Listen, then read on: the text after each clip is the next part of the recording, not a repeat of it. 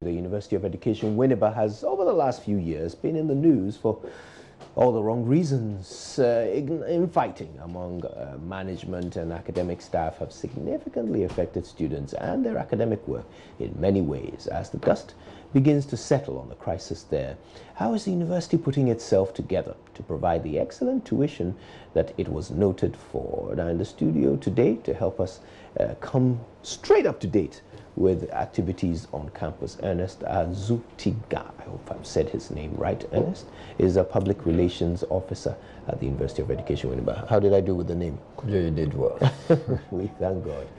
All right then. So, okay, so tell us currently, what are things like on campus? I think life is so calm, everything is ongoing. The students came back as expected. Lectures have been ongoing. They have been going through all activities that are expected of them.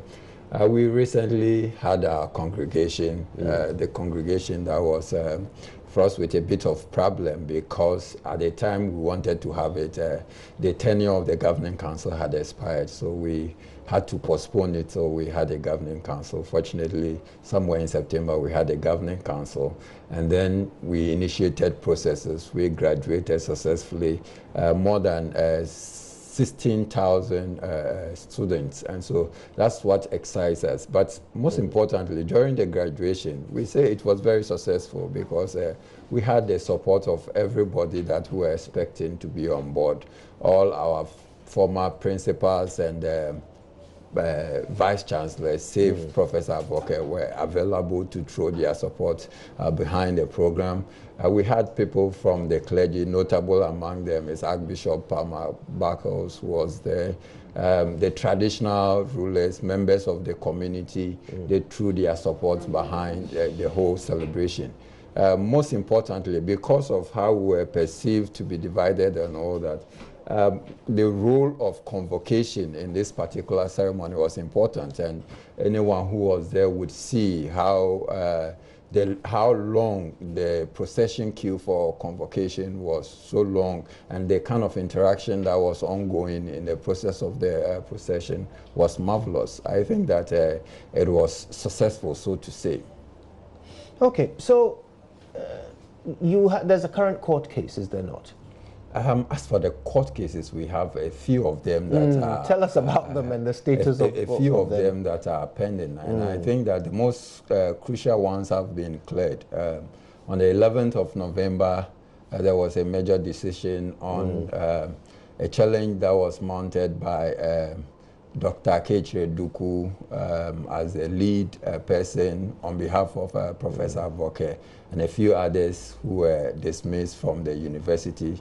It had been pending for close to 2 years. The court disposed of that matter on that day. And they went in seeking as many as about 12 reliefs. All of them were dismissed by the court, and we feel so vindicated by that decision because all along the position of the university had been that everything that was done in accordance with the rules of the university, and nothing untoward had been done. There were attempts to make the university bad, keep the university perpetually in the media for all the wrong reasons, let the leaders in the university look bad, and let's get rid of them. But fortunately, we've been able to stand the test of time. And while all these things were going, we're working very hard, and the results are there for people to see. Okay. For example. Okay. Sorry, I'll let you finish. So we have been talking about the changes in the current curriculum, and you know, one of our mission, our vision, is actually to try to train competent teachers for all levels of education, conduct relevant research, disseminate same, and make sure that we affect educational policies and development positively. And that is what we have been doing. we have been leading this process of curriculum change at the basic education level. Over 80% of our staffs were involved working as experts and consultants on this particular project, which is still ongoing because we have the GHS and the SS level yet to come. So we did so brilliantly along that lane. We are also looking at the government policy of free SHS and the number of students that will be churned out and preparing for these students. And so we had given contracts to some contractors to put certain structures in place. And we had about 10 pavilions being raised, because at the moment, if we talk of raising super structures, it will keep a little bit of time. So we went for the pavilion, and by March, all of them will be available for us to use. A few more will still be given on contract, and each of them is seating about 500 students. So you can imagine the number of students that we are preparing to accommodate. But before then, we had already also put in place certain measures. There is a lecture complex that is coming around. That lecture complex has 200 offices for lecturers, has 30 theaters in there. That is ongoing. We are upgrading our clinic to a hospital status. We are preparing a 100-bed hospital to cater for our students. Staff accommodation has been worked on.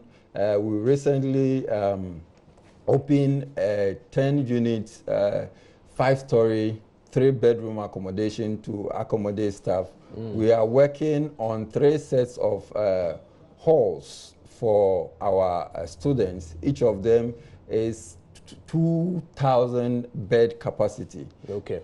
We are working on a water facility that will help us produce and sell water. And we are doing this also looking at the community and trying to create certain employment opportunities for the communities. We have a poultry farm which we are expanding to about 20,000 beds, which we look forward to also help the people in the community to benefit from. We are constructing a commercial center which will give opportunity to members of the community to trade within the commercial hub of the school. So there are many more that are ongoing. No doubt. All right. Now, let's get to the crux of the matter. Your Vice Chancellor currently, Professor Aful-Bruni, IOCO, in their investigation into the previous Vice Chancellor, actually ended up implicating your Vice Chancellor. How has this affected his legitimacy? Thank you very much. In the first place, there is no such thing as the IOCO report, as you have seen. The court, in examining that report, threw that report out because it lacked so many things. For example, we had 3 different variants of that report produced before the court, and each of them was unique in its own. Some of them didn't have paging, it didn't have the official letterhead, it was not signed by anyone. So that report... Was the content different? The content from which one? You know, you said there were different versions. So was the content, you've talked about the paging. The paging. About no signature. The seal. No seal. These are How about things, the content? These are, as for the content, I didn't see. But these are the things that are supposed to authenticate the document and give it the credibility that it deserves.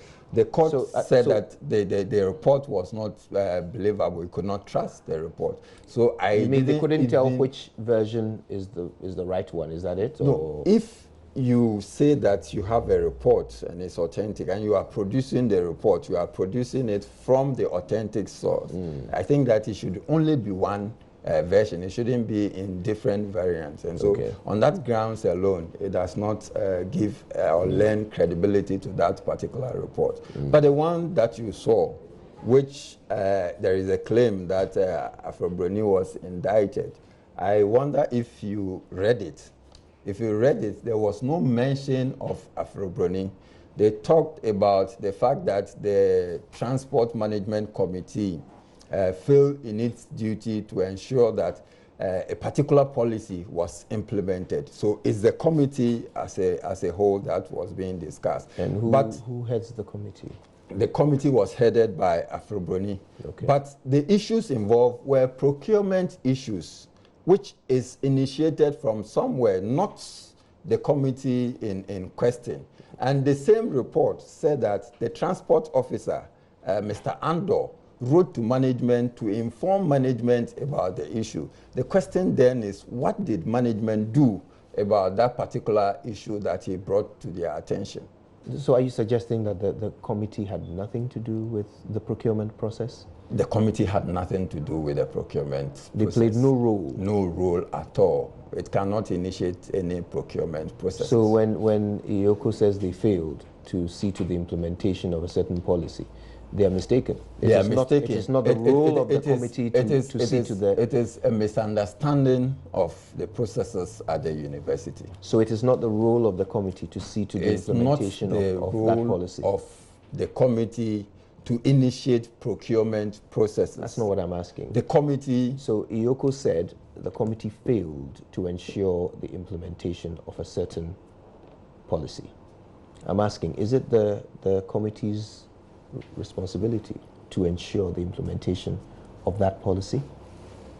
Is the committee's responsibility to ensure the implementation of the policy. Did they do so? But the ultimate responsibility does not lie with the committee. Did the committee ensure the implementation of that policy?